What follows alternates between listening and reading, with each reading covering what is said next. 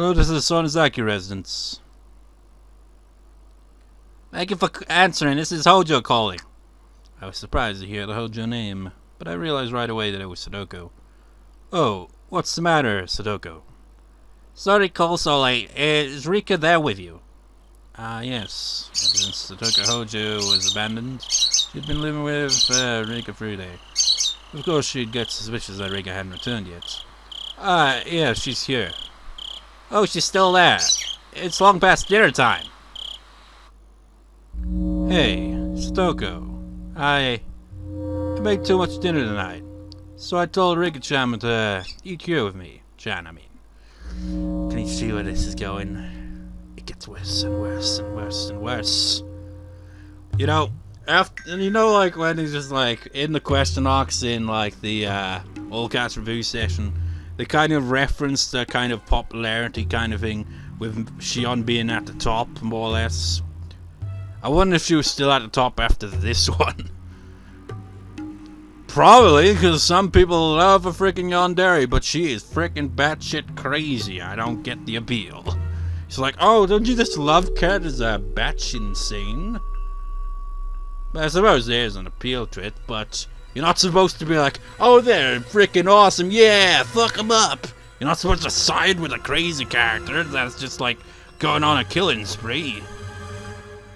Eh? Is that so?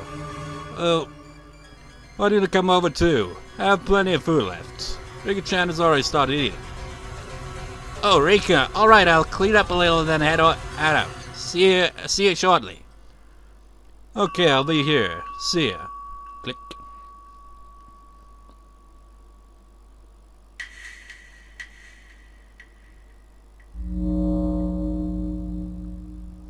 Higurashi when they cry.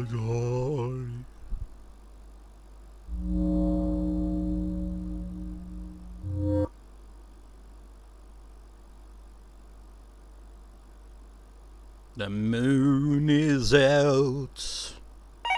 The phone be ringing.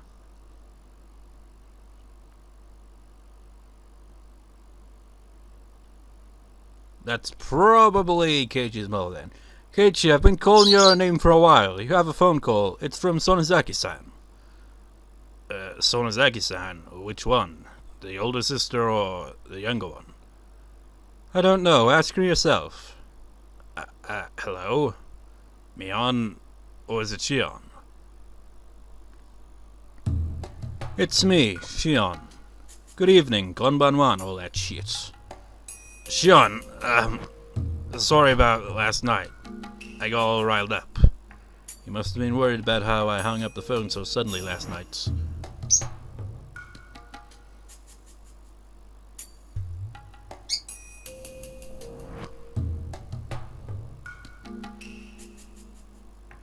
Maybe that's Shion. We're tied to the same fate. Making sure the elder is alright is the only way to guarantee our own safety. Yeah, I agree. We absolutely need to share whatever information we have, so that we don't die like Takuma-san and Tomitaka-san did. I heard Keiichi swallow loudly. And let's continue from where we left off. The listener out getting angry this time, right? Yeah, I'll be fine. Keiichi agreed to be quiet and listen. I explained the dangerous situation Keiichi was in once again. Just like how some evil people in the village attacked Takuma-san and Tomitaka-san, they might attack us any day. It was ironic, of course, that while I was warning him, I was also the one who made sure the curse would fall upon him. Let's report anything we notice that seems strange. If we connect all the tiny pieces that we have, then just maybe we'll find out who killed them. Or maybe even the truth behind the incidents of the past few years. You're right. You're right about that.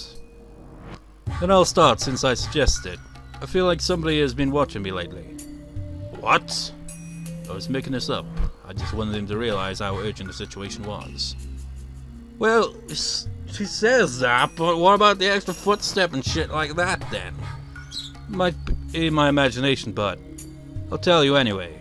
I think it's just me, but if you feel like you're being watched too, Keiichi-chan, then maybe it's not just in my head.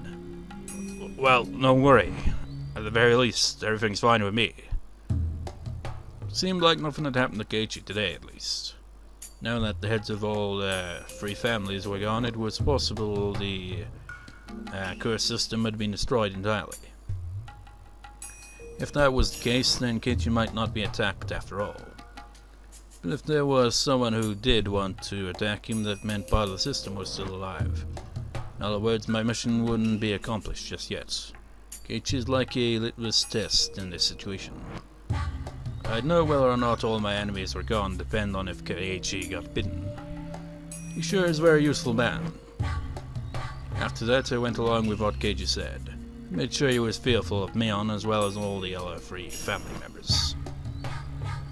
I explained to him the possibility that the whole village was involved, and that the curse of voyeurism might be some sort of system.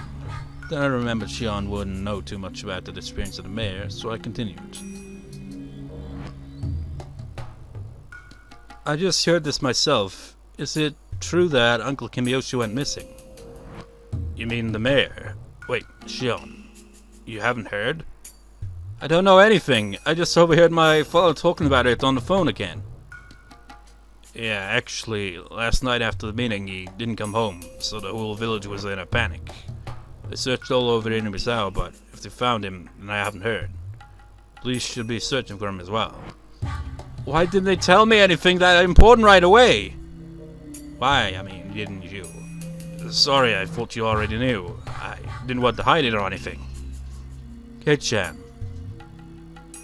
What should I do? What's wrong? Tell me. We're not keeping secrets from each other, right? I'm sorry, I didn't mean to hide it. It was just that, well, the conversation got turned around and... We're on the same side, right? I won't get mad, so just tell me. Uncle Kiyoshi, I told him everything. Old man Kiyoshi, he's someone you feel comfortable confiding in, Shion. Yes, he would. When I was little, he was really nice to me. All I did was play tricks on him, but he would always just smile. He listened to anything I had to say. He was such a kind person. Calm down, Shion. It's not like he's dead, right? Don't lose heart so easily. Yet you tried to make me feel better, but he had no idea that what was actually going on. It really made me laugh.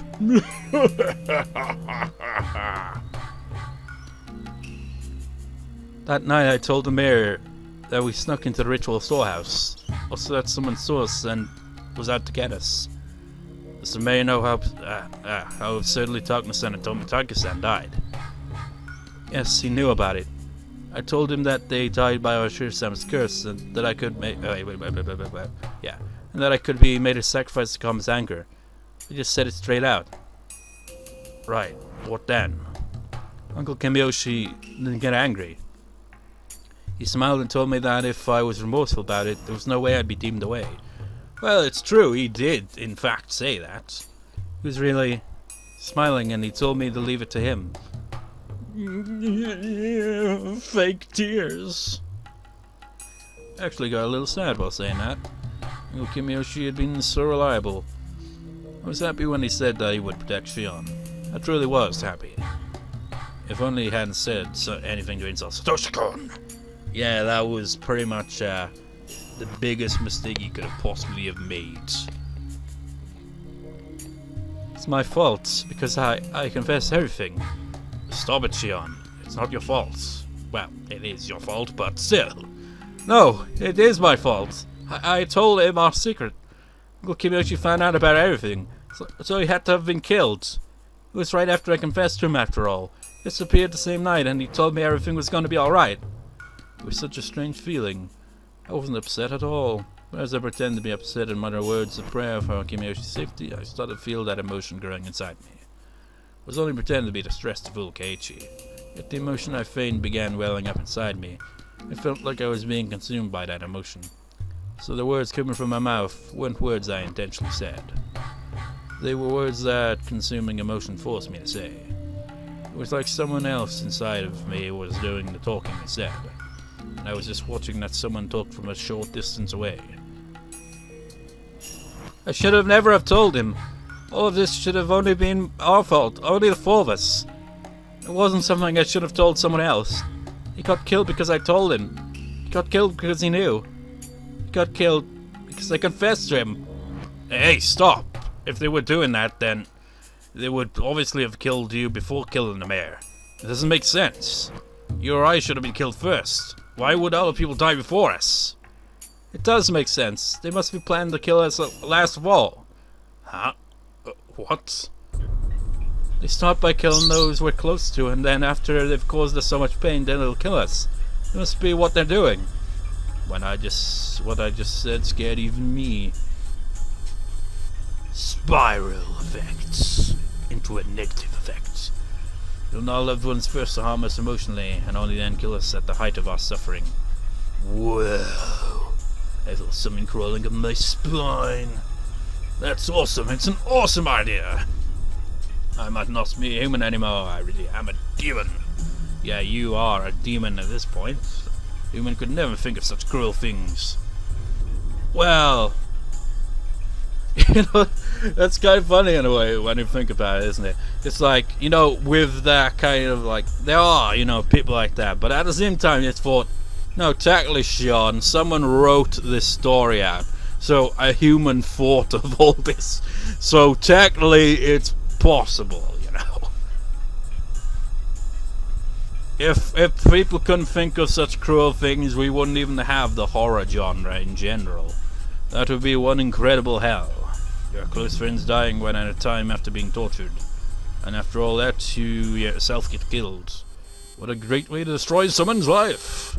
Why was I getting so excited about this? Because you're batshit crazy? Because I could get going with that plan right away.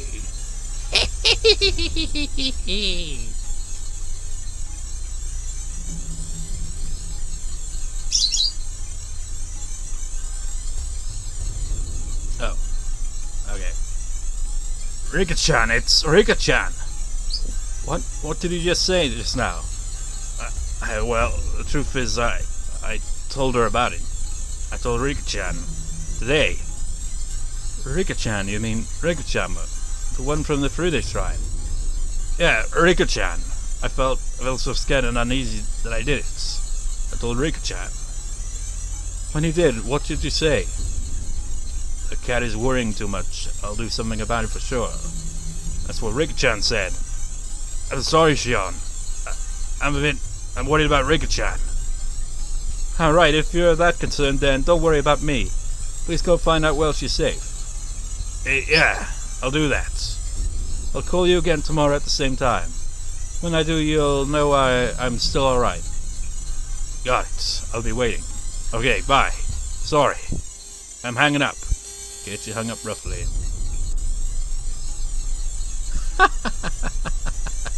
What a hilarious conversation with Keiichi. Everything was just too damn funny.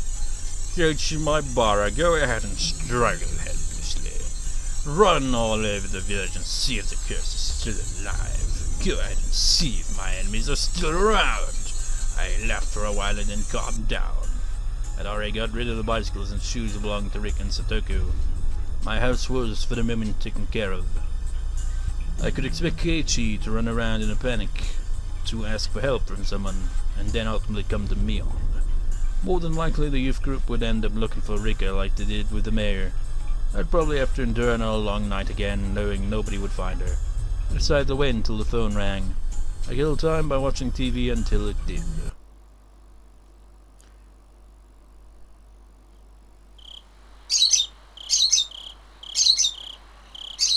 Keiichi, are you serious? I'm gonna get really mad if this is a joke.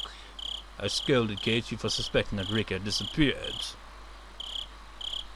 Mi-chan, if it really is a joke, don't get mad. Smile. It'll be a joke after all. We need to go make sure whether it's a joke or not.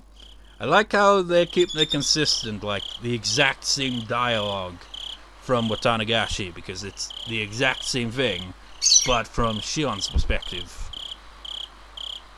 Right, sorry for getting upset. Rena rebuked me. While she looked quiet, I felt that she could be very terrifying under her skin. I had no basis for that impression, but I still felt that way. You have a basis for that, actually. That one time when she talked to you with the creepy eyes. I just didn't like her. I disliked her ever since that rainy day at the bus stop.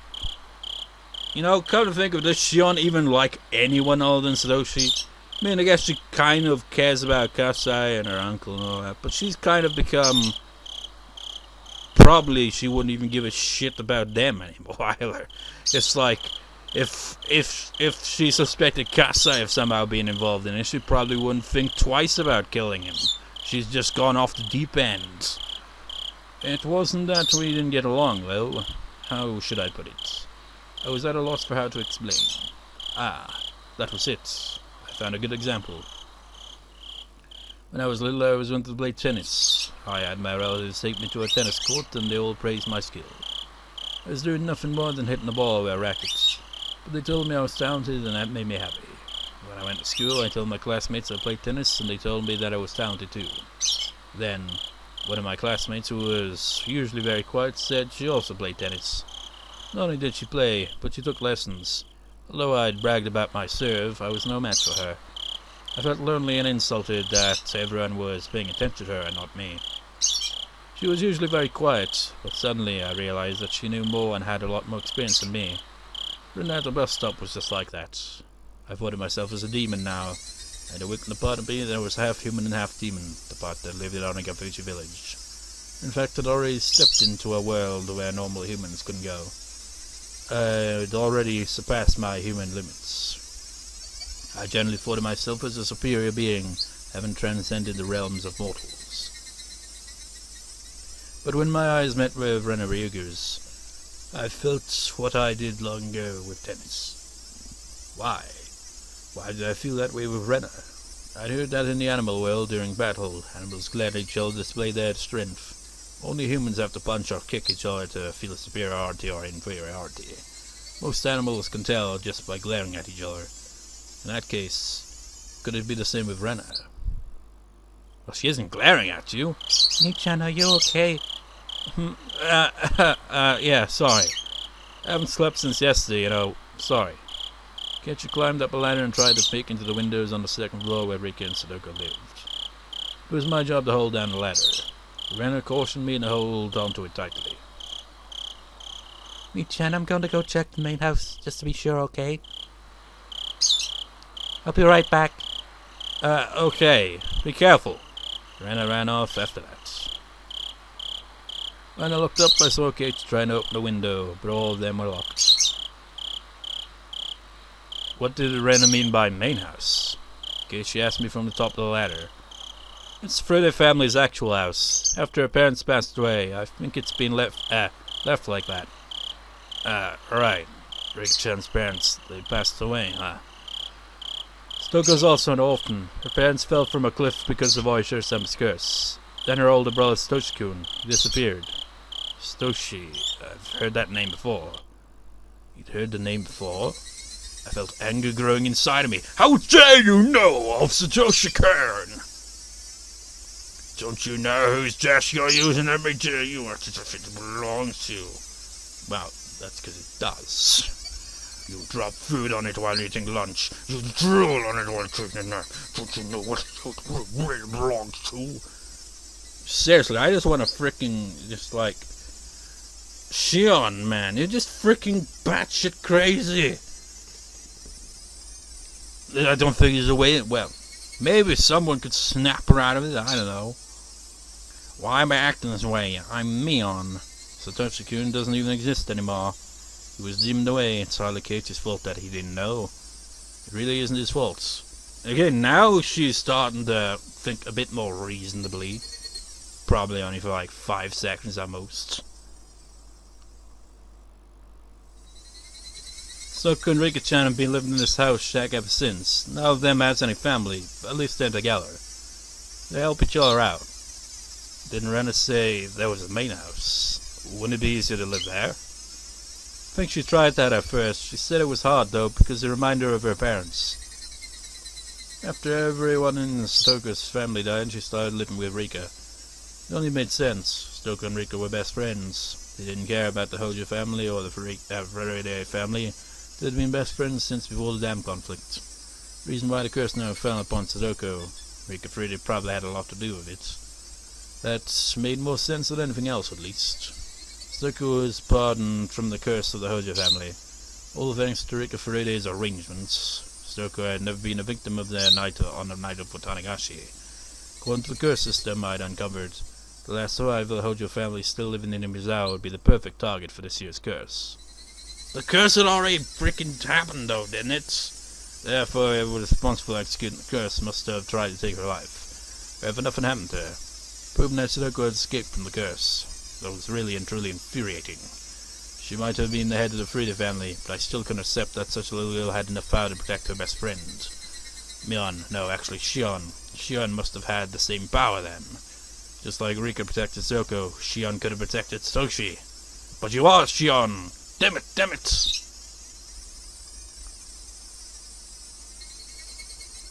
Rika-chan and Satoko-chan, they have it hard, huh?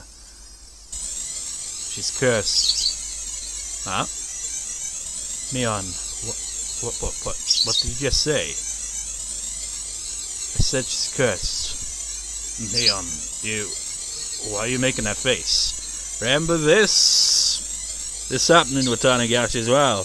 This right here was like, there are probably a bunch of like, you know, signs that it was Shion all along, but this one, like, I didn't comment on it when I went through with Tanagashi because, you know, I was trying to avoid spoilers, obviously.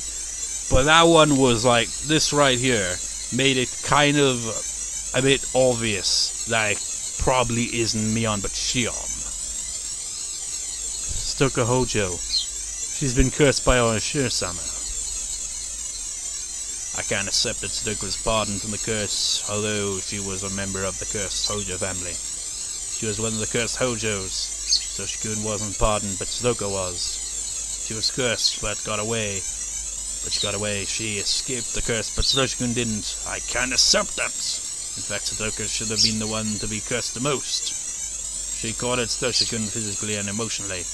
That was why things got weirder and weirder, and in the end, everything went crazy. Well, you certainly did.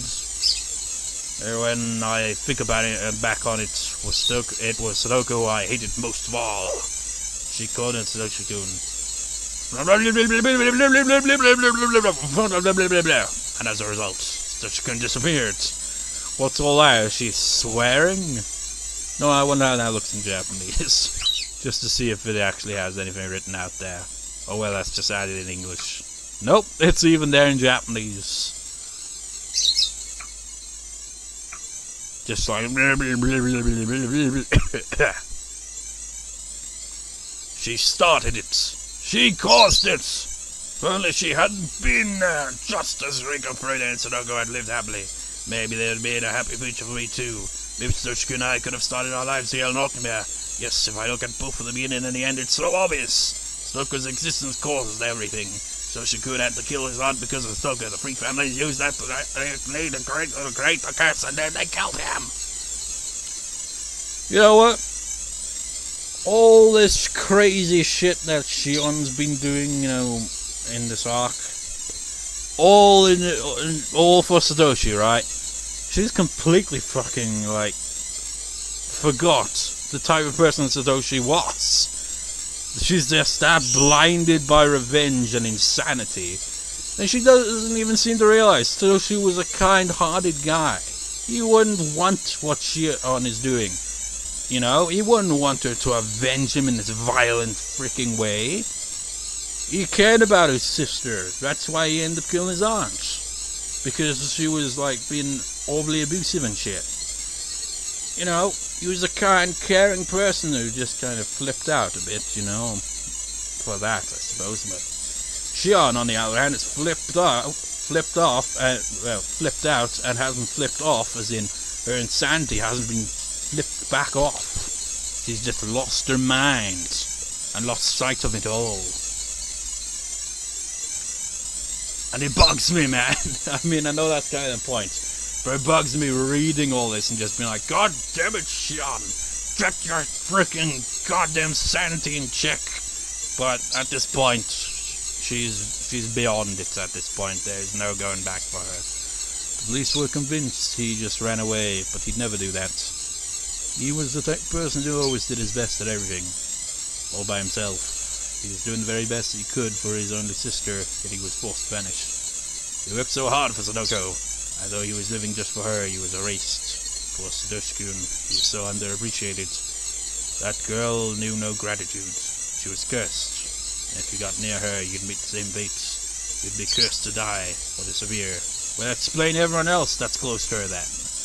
That really was it. She was the main cause behind it all. She wormed her way into Rika Furude's good graces, and that was why the curse fell upon Satoshi-kun. She should have died first. Then Satoshi-kun would be still alive. If he was alive, I could have done something for him. I can't forgive her. I can't forgive Satoko. I can't forgive that girl. There can be no peace with her. There can be no peace. She was the perfect target for the curse of 1983. The curse of Oyashiro-sama. Rika Furude, the reincarnation of Oyashiro-sama. Rika was dead. The reincarnation of Oyashiro-sama died. There was no more god in Inami's tower to deliver the curse. I'm the one who has to deliver it now. What the fuck, Shion? Just like, it's come to this conclusion, right? Oh, the curse is dead now. So she's gonna take on the role of it now? That completely goes against what she set out to do.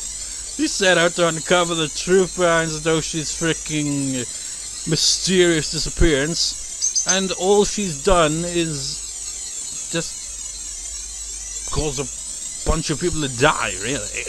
That's it.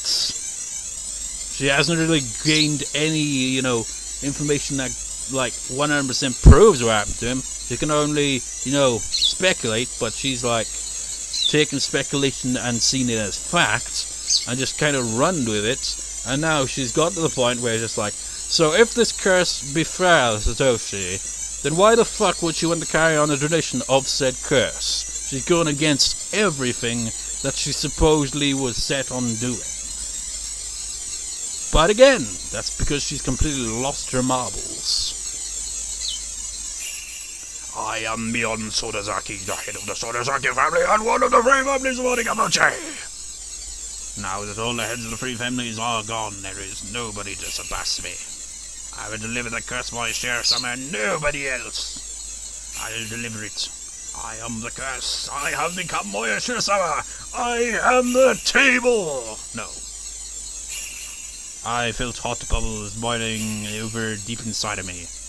I could tell the demon inside of me wanted to roar. Like a T-Rex. I noticed Keiichi was looking down at me. Calm down, Mion. He can't tell what you're thinking. Calm down, calm down.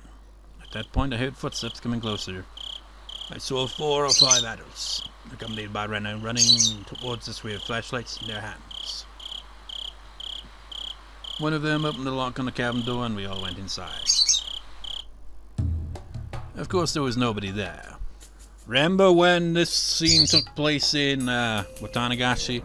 There was a very more somber music, and this one is more of ominous because, well, Shion's the one behind it all. Of course, there was nobody there. It's like, if they had like a Cluedo Higurashi game, they'd always be like, no, Shion's clearly behind this, but in that kind of board game, it's pretty much randomized, really, isn't it? It could be like, oh no, Keiichi was behind it all along, which seems like the most unlikely one, really, doesn't it? Satoko and Rika lived alone. I doubt Satoko would have left a note saying she was going over the Sonozaki house when Rika was there already. Kind of think of it, does there exist a Higurashi board game? Because, that has potential right there. But it wouldn't be fun if she had. But I doubt Satoko would have left a note saying she was going over the Sonozaki house when Rika was there already. Because then I hurried into the room ahead of Rena to make sure there was nothing left behind.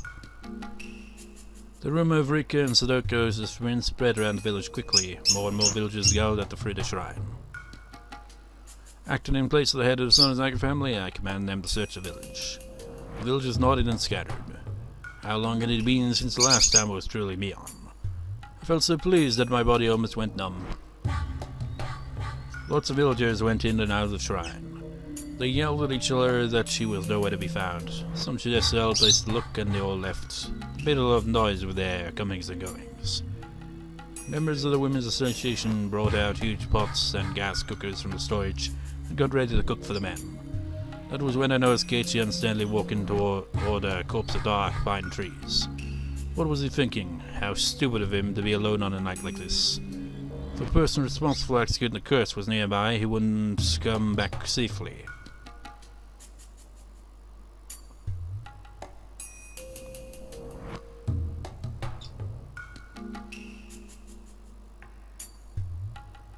You know, I was just about to refer to whoever's talking as an NPC, but that doesn't really apply to, you know, visual and sound novels, does it? So I was just like, don't know the gender or age, just assume it's a guy. He's like, did you assume their gender? Mion-chan, we went all around Ojiga Lake, but didn't find anything. We tried to light up the pond, but we're gonna have to wait until the sun is up. Okay, thanks for your hard work. The women are making some miso soup, so please rest up and have some. Okay, that proves it must have been a guy then. Mion-chan, do you know where they usually park their bicycles? No, they probably parked them at the bottom of the stairs leading up there. Up here, I mean. I don't think they'd come up while carrying them. We can't find their bicycles. Where did they go? If they left on their bikes, they could have gone pretty far. Maybe even as far as the town. In that case, we'll have to look outside of Inamizawa. By the way, who first noticed that Rika-chan was gone? It was Kei-chan. He suddenly had a hunch. Oh, that Maibara kid, huh? He's a little suspicious. Speaking of which, why hasn't the Maibara family shown up here in a crisis like this? Wait, maybe that's Shion. I can't even tell who's speaking anymore. I assume that's Shion. That doesn't sound like something she'd say. As Mion. That does, though. My bar still haven't joined the town council, so they're not in the youth group's phone directory. Really? Well, ain't no helping it then. They joined, didn't they? I think it's just that their names isn't in the directory yet. Last time we updated it was the beginning of the year. Just moved here, so that's why they aren't on it. And my Bara kid's hunch is still suspicious. They say the first on the scene is the most suspicious. Where did he go? I saw him walking towards the pine trees. Can someone go get him? Or maybe, I don't know. Just completely lost there. Conveniently, I saw Keiichi and Rena walking back towards us. Kei-chan, where did you go? I was worried you disappeared too. Sorry. It looked like nothing had happened to Keiichi. If so, that's fine. That means I took care of all of my enemies. Oh, my. I knew I smelled something good coming from over here. I'd be much obliged if you'd allow me to have some. I heard the loud, sticky voice of a middle-aged man. It was Oishi. You must be confused about this year's incident. The scale of the curse this time is nothing like the previous ones. Oishi's information network is about equal to or better than that of the elders on the town council. In other words, he could easily uncover a rumor that was circulating through the underside of the village.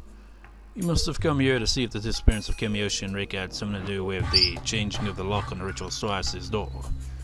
The police will come for me sooner or later. I am Mion Sonozaki. By removing all of the heads of the three families, my enemies, I have become the head in their place. I can't allow Mion Sonozaki to continue existing. I'll have to destroy the existence of the head of the Sonozaki family. When I destroy my own position, that is when my revenge will come to an end. More than likely, I'll have Oishi witness my final moments. My eyes on Oishi's met. Damn it, he thinks I'm suspicious already. You're right, Oishi. I did it. Mion Sonozaki, the head of the Sonozaki family, is the culprit.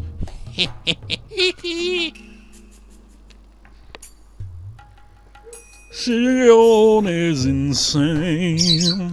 Higurashi when they cry. Kai. Tips. Achievement unlocked, the path to hell. The path to hell is a ladder to hell. Apparently. So, you know, save the tips for the next recording. Because, you know, got a cold. I mean, I mentioned that at the start of the recording, but yeah, still feel kind of crappy. Just like, looking out the window, it's just like grey skies. I don't know if the snow has settled back in or not. Probably, maybe, I don't know. All it probably is past by now, but it's still probably freezing out there, I imagine. Anyways, I'll see you next time, viewers. See you next time.